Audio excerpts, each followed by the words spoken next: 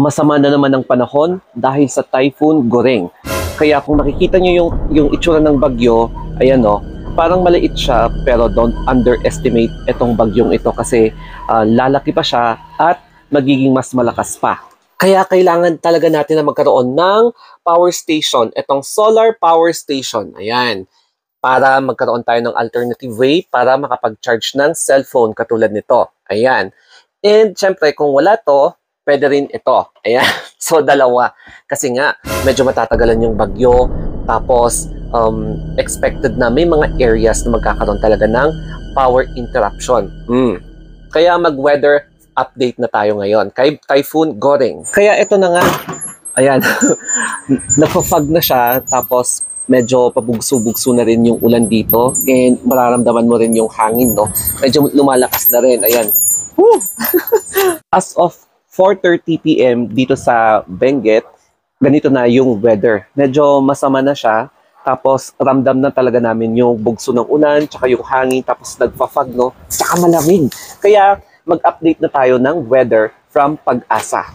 This is according sa Pag-asa Satellite Imagery Loop, Himawari Satellite. So makikita nyo dito yung red na yan, tapos may mata na sa sentro.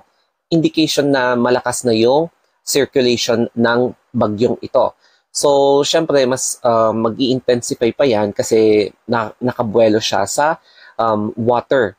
And inaasahan na magkakaroon siya ng loop. Parang ganito yung, ayan, magaganon siya and mapapa-north. So, yan yung parang forecast track niya. So, titignan natin yung forecast track according sa na-post dun sa Pag-asa Facebook page. Ito na ang weather forecast by Pag-asa.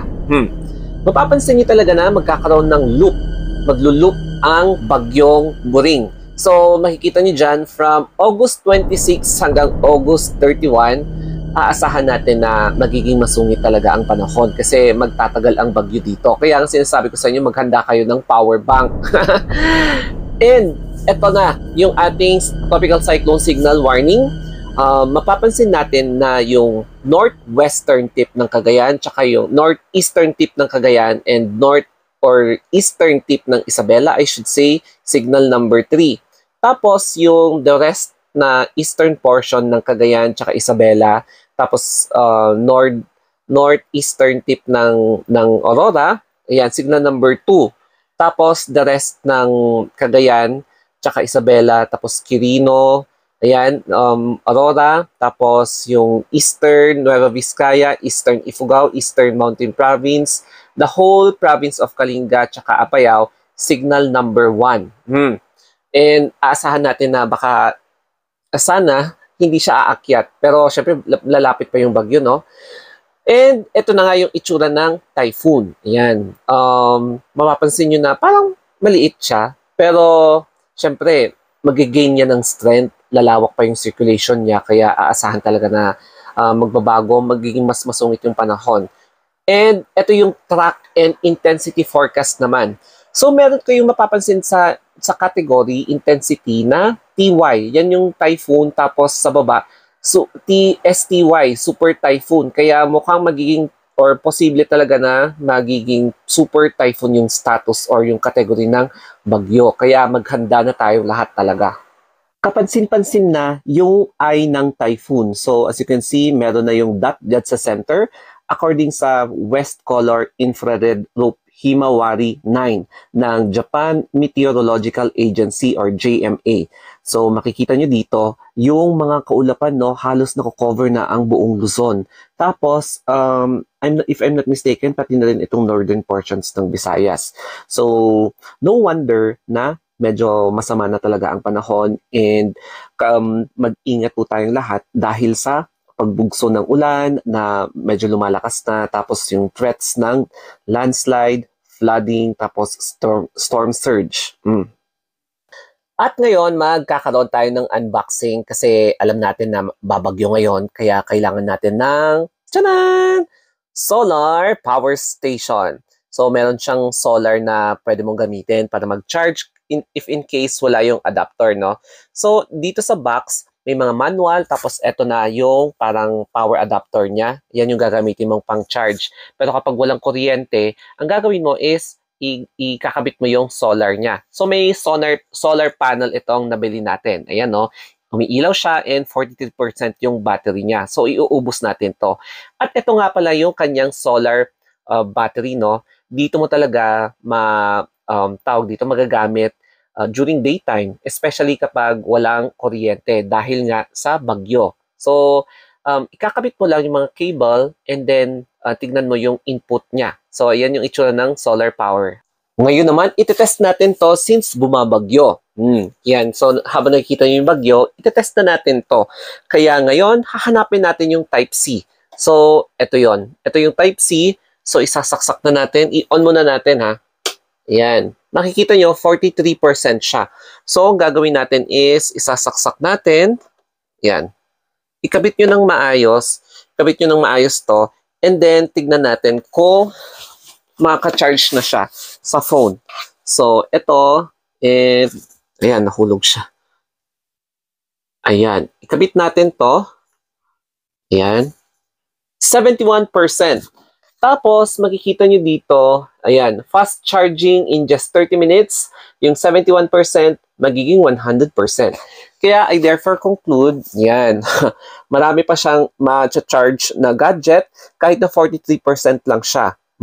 Kaya, aasahan natin na meron tayong alternative na power supply kapag magpa-power interruption or magpa-brownout. Sumasama na talaga yung panahon, no? As you can see, ayan, medyo lumalakas unti-unti pero pabugso-bugso yung ulan at hangin. Kaya nagpe-prepare na kami dito na namin itong bintana kasi siguradong papasukan siya ng mga tubig. Kaya advice ko sa inyong lahat, i-check nyo mabuti yung mga bintana nyo para hindi mapasukan ng tubig, yung mga doors, tapos yung mga yero, baka mailipad. Ayan, kaya importante talaga na magsimula na tayong maghanda kasi magtatagal talaga yung bagyo. Parang ganito yung gagawin nyo guys. Oh. So, nilagyan din namin ng basahan itong aming bintana. As you can see, ayan, pinapasukan na talaga kami ng tubig. As in. So, hindi pa ito malakas pero pinapasukan na kami ng tubig. Pati yung upuan, nilagyan namin ng cover. And sa labas, ayan no, mararamdaman mo talaga yung bugso ng hangin tsaka yung ulan. Kaya, ito yung piece of advice ko sa inyo na maghanda na kayo kasi baka mabasa din yung loob ng bahay nyo pag lakas ng ulan na katulad nito. At ang importante, i-charge nyo na itong mga power bank yung iba. Ayan, may mga power bank talaga akong binili, no? So, ayan guys, i-check natin kung nakapag-charge siya. So, ito, ayan. So, 94%, konting charge lang to. So, ito naman, parang 0%. So, kailangan itong i-charge. Tapos, ito naman, tingnan natin kung 100%, ay 84% siya, 84%. And ito naman, 100%. Tapos, itong malaking power supply, i-check natin kung ilan yung ano niya. Percentage niya is 33%. Ayan, 50%. Nasa 50% siya. So, kailangan talaga natin na mag-charge para hindi tayo mawalan ng power supply kapag biglang mag-brown out. And of course, mag-charge din tayo ng ating mga cellphone kasi hindi natin alam biglang magpa-power interruption. Ganito kasi dito kapag bumabagyo, bigla-biglang nagba-brown out. Anytime yan. Kaya kailangan talaga na maghanda tayong lahat.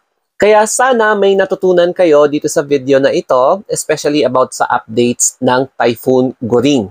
And syempre, maghanda tayo lagi para hindi tayo magka-problema sa huli, especially sa pag-charge ng gadgets tsaka ng ating mga power banks. Okay, so thank you so much for watching. I hope na nakarelate kayo sa video na ito. Kaya, mwah mwah. Bye-bye!